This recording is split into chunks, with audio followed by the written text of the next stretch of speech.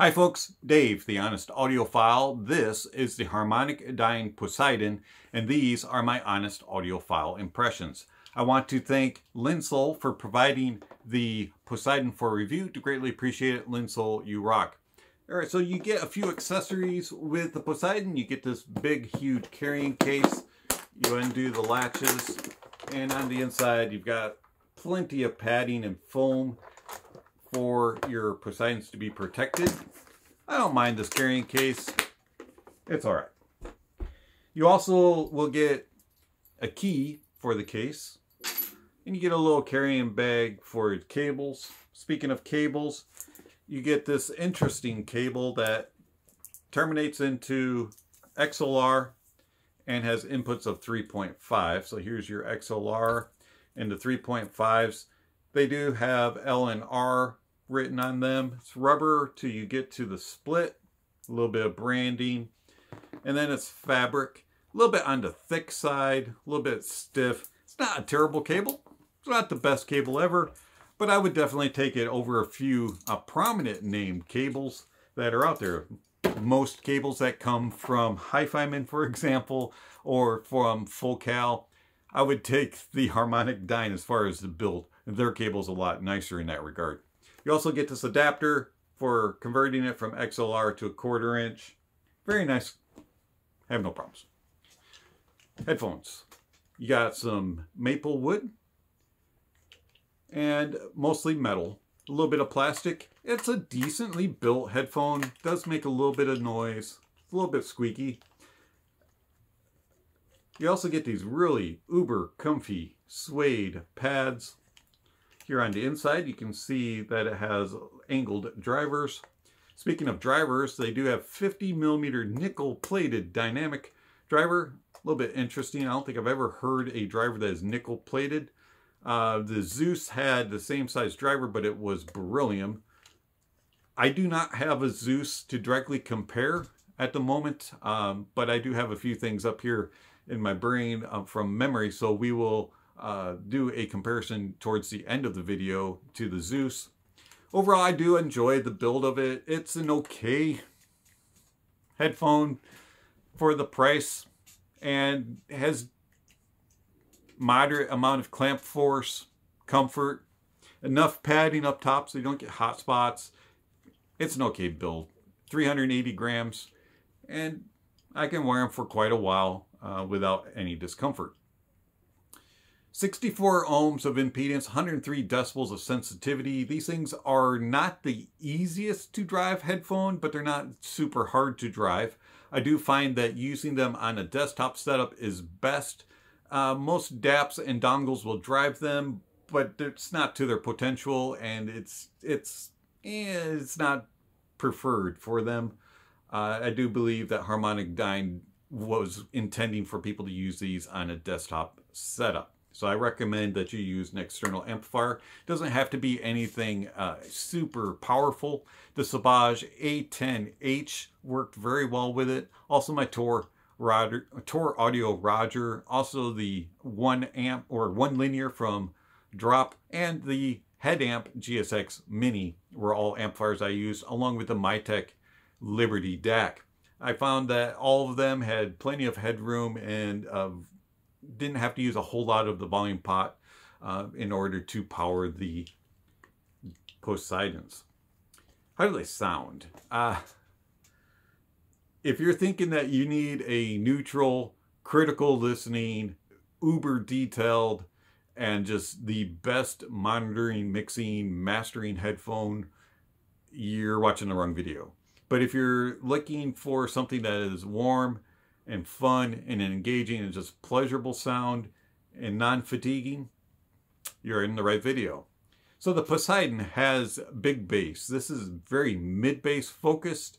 You get a little bit of sub-bass rumble, but it's not as prominent as the mid-bass. The mid-bass is big, it's powerful, it's punchy, and it's going to reach out and you're going to feel it.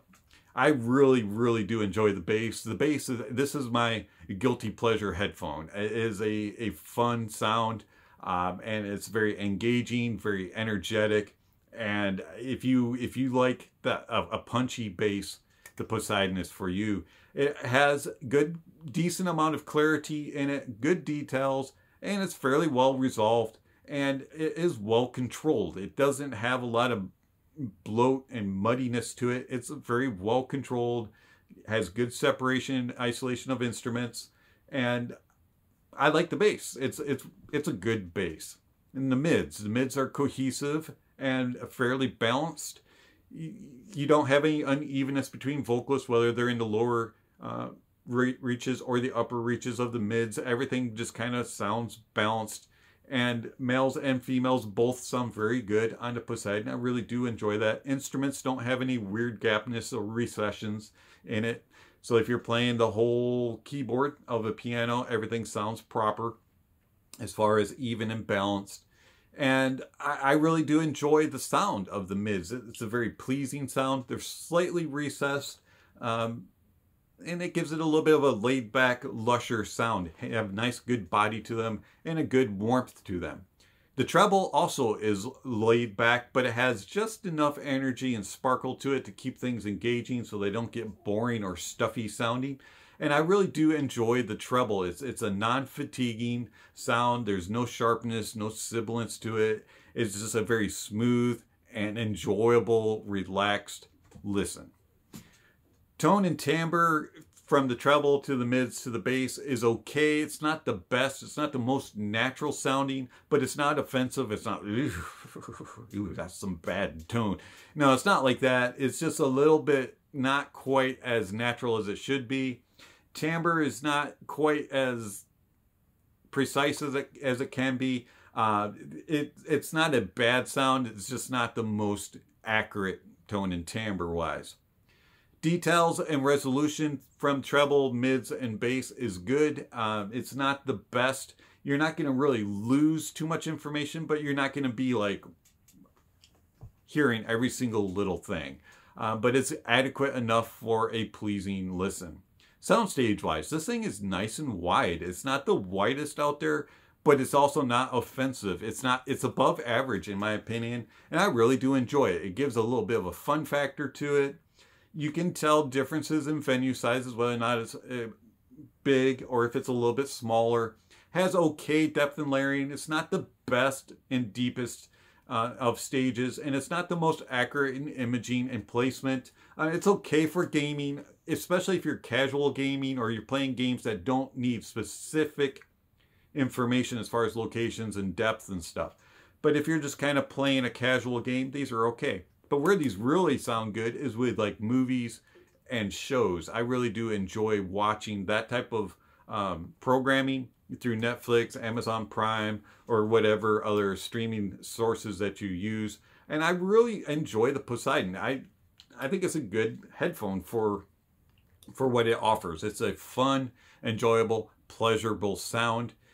It's not going to beat a Sundara. It's not going to beat an Ananda. It's not going to beat all these other high-priced headphones, the Deva Pros or Hi-Fi-Man 4XXs, or it's Sennheiser 600s or 660s, anything like that.